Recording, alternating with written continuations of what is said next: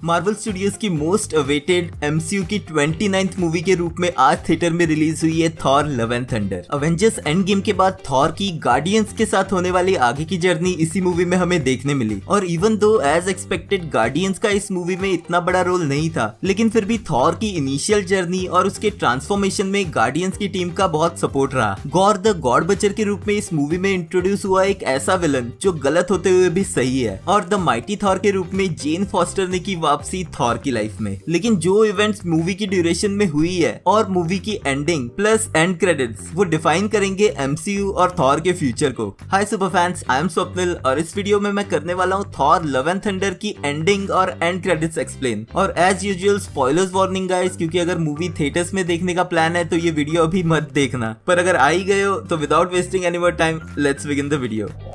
तो movie start होती है गॉर से, जो एक ऐसे प्लेनेट पे रहता है जहाँ सब कुछ डिस्ट्रॉय हो चुका है। उसके प्लेनेट के लोग इंक्लूडिंग वो खुद गॉड्स की वर्शिप करके थक चुका है, लेकिन गॉड्स ने उनकी कुछ हेल्प नहीं की। और उसकी फैमिली में आखिरी बच्ची उसकी बेटी भी उसके हाथों में ही दम तोड़ देती है। ऐसे में जब नेक्रोस्वॉर्ड उसे चूज करता है सभी गॉड्स को मारने के लिए, तो वही गॉर का मिशन बन जाता है। वहीं दूसरी तरफ थॉर दिखता है गार्डियंस की मदद के साथ एक प्लेनेट के लोगों को रेस्क्यू करते हुए। अब सिर्फ के एक मैसेज के थ्रू उन्हें पता चलता है कि गॉर का नेक्स्ट अटैक होने वाला है न्यू अस्गार्ड पे। यहाँ अर्थ पे डॉक्टर जेन फॉस्टर, जिसे स्टेज 4 कैंसर है, म्योनीर की पावर उसे अपनी तरफ अट्रैक्ट करती है, और जब वो न्यू अस्गार्ड में जाती है तो उसी की पावर से वो बन जाती है द माइटी थॉर। अब गॉर और उसकी शैडो बर्सर्कर्स की आर्मी के न्यू अस्गार्ड पे अटैक के बीच थॉर भी वहीं पहुंचता है। इस बैटल में थॉर म्योनीर को किसी और के हाथ में देख के शॉक होता है, पर ज्यादा शॉक उसे तब होता है जब वो देखता है कि वो उसकी एक्स गर्लफ्रेंड जेन फॉस्टर है। अब इस फाइट में वैल्करी और दोनों थॉर के अटैक से बचने के लिए गॉर पीछे हट जाता है, लेकिन साथ ही वो न्यू अस्गार्ड के सभी बच्चों को किडनैप करके अपने साथ ले जाता है। अब Thor, the mighty Thor, Valkyrie और कुर्ग जाते हैं ओमनीपोटेंट सिटी और गॉड्स की हेल्प मांगने, लेकिन वहां पहुंच के वो डिसअपॉइंट होते हैं क्योंकि इन सभी गॉड्स का लीडर जूस गॉर से डर के छुप के बैठा होता है। अब जूस थॉर को फोर्स करता है यहीं पे रुकने को, जिस वजह से उनके बीच फाइट होती है, जिस फाइट में थॉर जूस को उसी के वेपन थंडरबोल्ट से मार देता है और थंडरबोल्ट अपने साथ लेके वो वहां से निकल जाते हैं। लेकिन इस फाइट से पहले ही जूस थॉर को बताता है गॉर के एक्चुअल प्लान के बारे में, जो कि है एक कॉस्मिक एंटिटी एटर्निटी तक पहुंचने का। जो भी एटर्निटी तक सबसे पहले पहुंचेगा वो उसे एक विश ग्रांट करेगी, और गॉर की विश है सभी गॉड्स का डिस्ट्रक्शन, यानी कि एक ही बार में वो इस यूनिवर्स के सभी गॉड्स को खत्म कर सकता है। अब थॉर और उसके 4 मेंबर्स की टीम जाती है शैडो रेल्म में गॉर से फाइट करने के लिए, लेकिन शैडो रेल्म में गॉर की आर्मी बहुत पावरफुल होती है, और वैल्करी के इंजर्ड होने के बाद जब ये सभी लोग स्टॉर्म ब्रेकर से बाइफ्रॉस्ट समन करके वापस जाने लगते हैं तो गॉर उनसे स्टॉर्म ब्रेकर छीन लेता है। अब वापस अर्थ पे आकर थॉर रियलाइज करता है कि जेन फॉस्टर की बॉडी कैंसर को फाइट करने के साथ साथ म्योनीर की पावर्स हैंडल नहीं कर पा रही, यानी कि अगर वो म्योनीर फिर से यूज करेगी तो वो बहुत ही जल्दी मर जाएगी।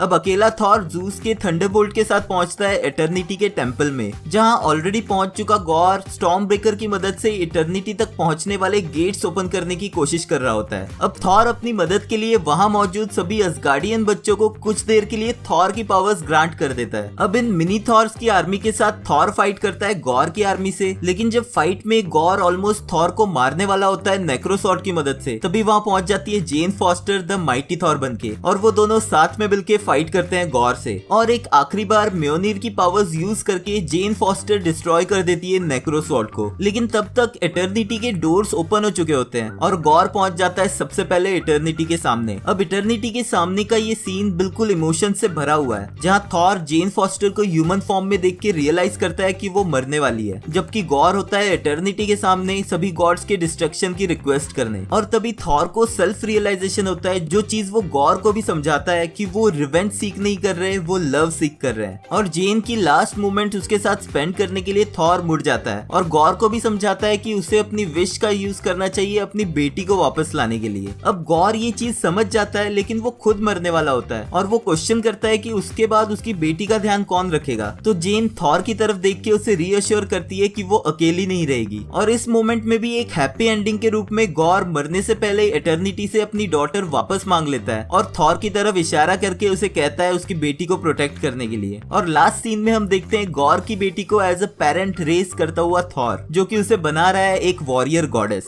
और ये दोनों मिलके आगे बढ़ते हैं अच्छे लोगों को प्रोटेक्ट करने के लिए, जिन्हें सभी लोग बुलाते हैं लव एंड थंडर, जहाँ पर मूवी खत्म खत्म होती है। अब मूवी में एक मिड क्रेडिट और एक एंड क्रेडिट सीन है। सबसे पहले बात करते हैं पोस्ट क्रेडिट सीन की, जिसमें हमें दिखती है डॉक्टर जेन फॉस्टर जो पहुंचती है एमसीयू के हेवन वलहला में। इसका मतलब है कि जब वो बैटल में मरी तो वो एज ए ह्यूमन नहीं बल्कि एज अ गॉडेस मरी। यहाँ पर जेन को वेलकम करता है हेमडाल जो अवेंजर्स इन्फिनिटी के बाद यहाँ हमें दिखता है एक केमियो के रूप में। और मोस्ट प्रोबेबली ये सीन एंडिंग देता है जेन फॉस्टर के माइटी थॉर कैरेक्टर को, जिसका मतलब है कि माइटी थॉर को अब हम फिर से एमसीयू में नहीं देखेंगे।